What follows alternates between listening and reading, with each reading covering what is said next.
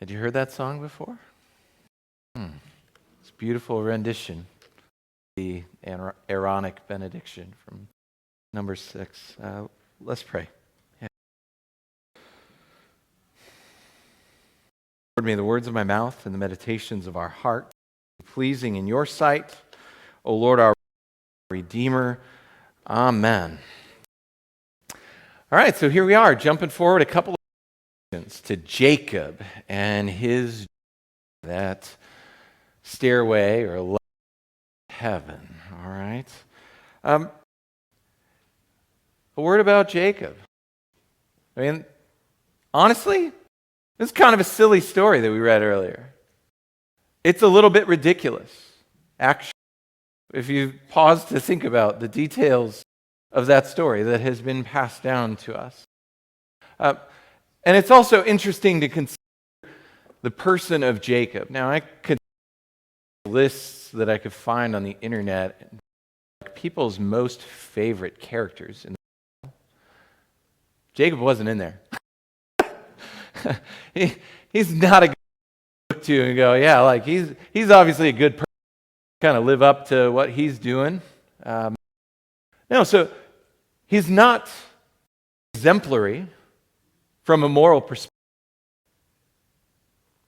So then we're kind of left to wrestle with this sense of like, what is he doing in here? Significant figure. And what are we to take from knowing that? From interacting with his story? I think it's a little bit like trying to hold up a mirror to us to help us see ourselves, to take ourselves a little less seriously. Are on full display in Jacob's life are the kinds of things you don't want to admit that you're like in your life. The ways in to seek every kind of advantage for yourself, not thinking about the importance and how it plays out in relationships with others, and how that impacts how you relate with God. Truly, I think we're meant to read and sense a little bit of the seriousness. Let our guard down and ourselves a little less seriously and own the sense of like, I am Jacob, you are, we are Jacob. I am Israel, you are Israel, we are Israel. Okay? So what happened? He comes out of the womb, the younger of the twins. He gets the name Jacob because of his behavior upon entering the world, right? So he's named the hairy one, okay? He's hairy. And Jacob, he comes out, brothers heel. And that's literally what Jacob means. The heel, our modern idiom, you're pulling. That's the same kind of relation to his name, right? The one who's tricking you, the one who's in your leg. And this was Jacob's This was what he did from earliest. Like he knew within himself, as everyone knows, second place is the first answer. So I got to get there first. Or do everything within my power. And in fact, all of Jacob's life was busy crushing it. He was winning. And his power and ability on full display. He even was a good performer.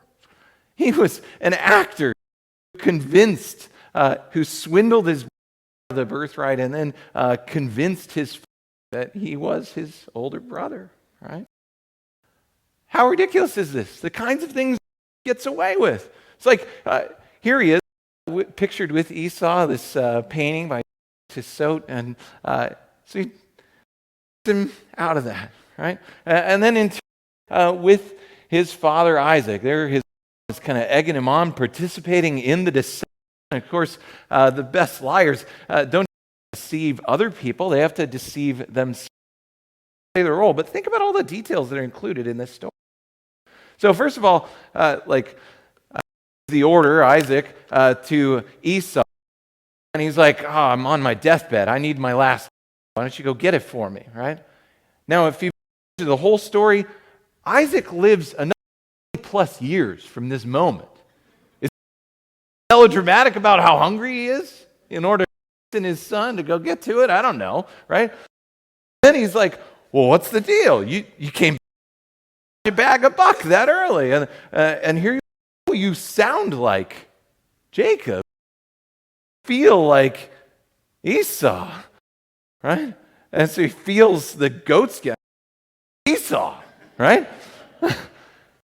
And then he proceeds to eat this meal, and he can't differentiate within himself what the taste between a deer and a goat, right? There's two different things at here. And it's that he's being hoodwinked, and yet he just sort of leans and he proceeds to bless Jacob. All of this doesn't go well, right? It completely destroys Jacob's standing in the family. And so the occasion, the whole episode that was the center of our story, that Jacob is running away for his life, having burned the bridges of the people who were closest to him in his household. It's helpful to get a handle on the geography of this. This is multiple generations of travel at work here. He was born to Terah, his father, and Ur, and they made a journey in that generation to get up to Haran. But then Abram was called from Haran, way up by Paddan Aram, all the way far from places of familiarity to a new place. God was calling him through his family to bless the whole world. And he was going to know what that meant, but he was obedient to the call. And he went, even though at this point, to the promise, he didn't yet have a child. Now, he was down there near to where that star is. And Isaac, that intermediate generation, he didn't travel far in his own life. But here Jacob is, on this occasion, he is running away from his brother. Just that, he's running towards something. He's becoming the person that he's going to be, and he's sent on a mission to the far north, retracing the steps of his grandfather, and a wife and a family. And so he's running away toward, he's retracing family. He is far from places of security. At the early stages of this journey, just begin to imagine what this feels like.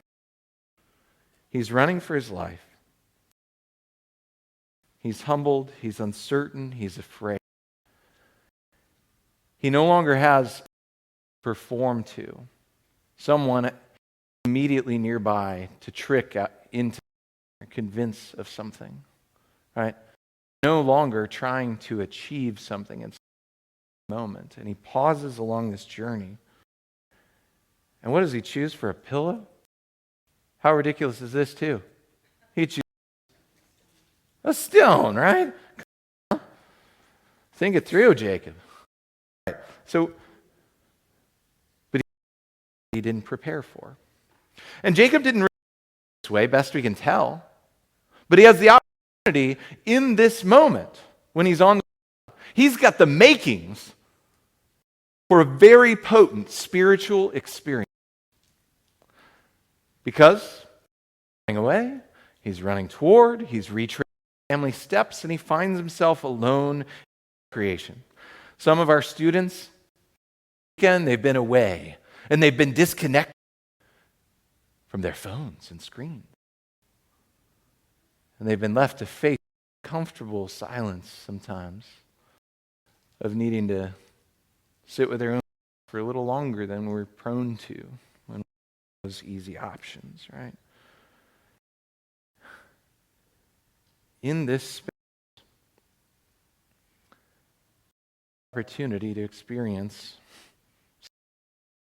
in solitude and silence in a new way.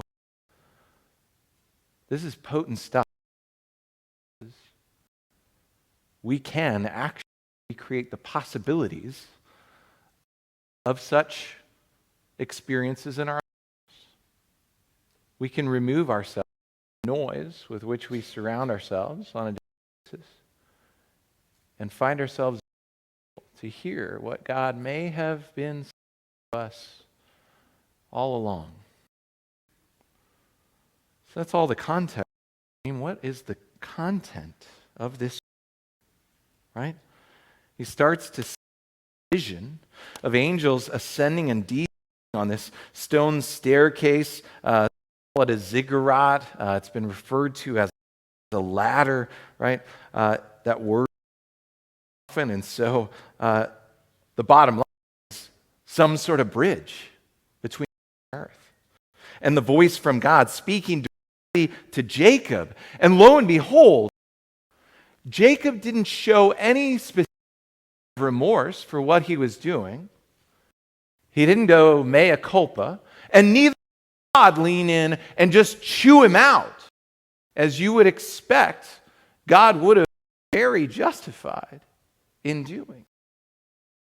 Rather, God says, I'm the Lord, the God of your father Abraham, the God of Isaac. I will give you and your descendants the land on which you are lying. Your descendants will be like, and you will spread out to the west and to the east, to the and the south. All the peoples on earth will be blessed through your offspring. I am with you. I will watch over you wherever you go. Bring you back to this land. I will not leave you until I have done what I have promised you. Amazing. Content of this dream. Jacob wakes up, has this piercing clarity. I'm here. You're with me. See, sometimes for these reasons, we straight up miss it in our lives. We get busy in our to-do lists and our average, everyday stuff, and we just sense the divine and the wonder of the moments, the miracle of the moments in which we live. Because every of our lives, in fact, potency of miracle. This is a God-breathed life. We also get to these spaces where it's like, well, I thought I had burned the bridge too. I thought that you rightly left me and that it was me. See, Jacob might believe the lie that he needed to continue to hustle and swindle and find every advantage in order that he could climb that ladder. But here God dropped into his life this vision of a stairway to heaven, and he didn't have to swim out of it. He couldn't buy it or earn it as some kind of trophy that he could have bragging rights about. It dropped into his lap. Consciousness as a gift.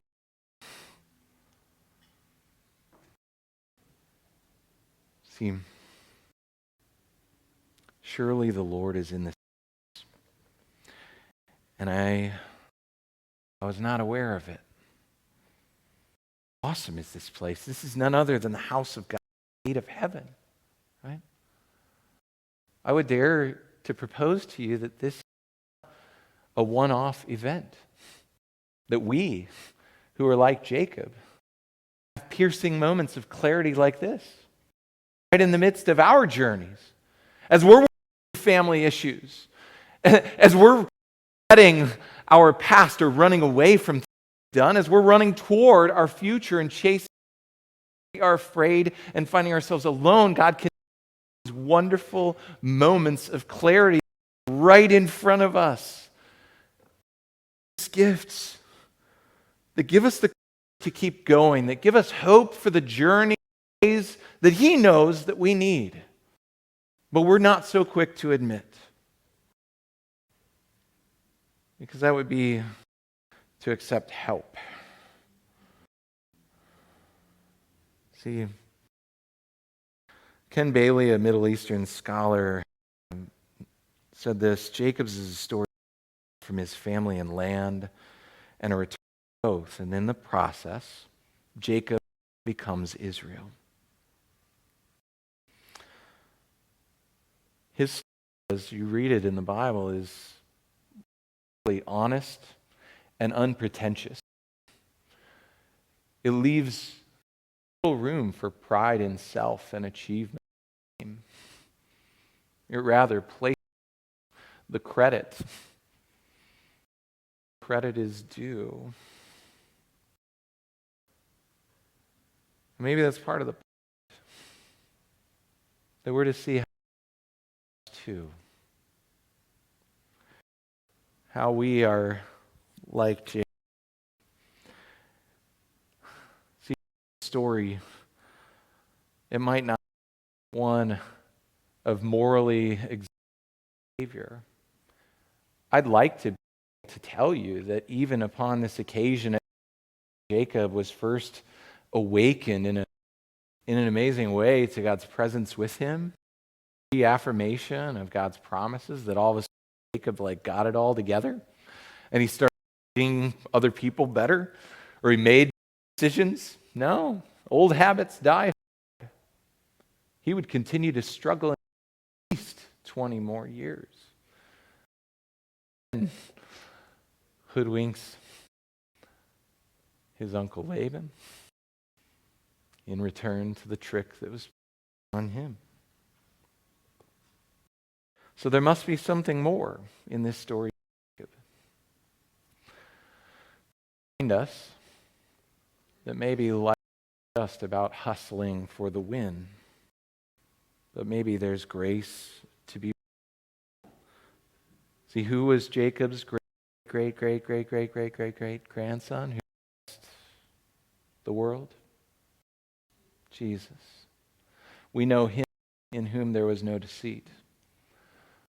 We know him who was perfect and had himself no pretensions. We know him who took the biggest loss in history so that he could hand us a win for free. He endured life, and humiliating, gruesome cross in order to give us the trophy that we couldn't earn. What do I want to leave you with when it comes to this life of things to carry with you in this, as you're maybe wrestling with things, as you're maybe wrestling with decisions that you've made in the past, and has and continues to impact people, as you run toward the future that God has marked out for you, trying to figure out exactly that is. Stillness. May you trust God's promises. Wake up each day to God's with you. May you your pretensions. Grace. Offering to others self that grace already given in Jesus. And everybody agreed and said,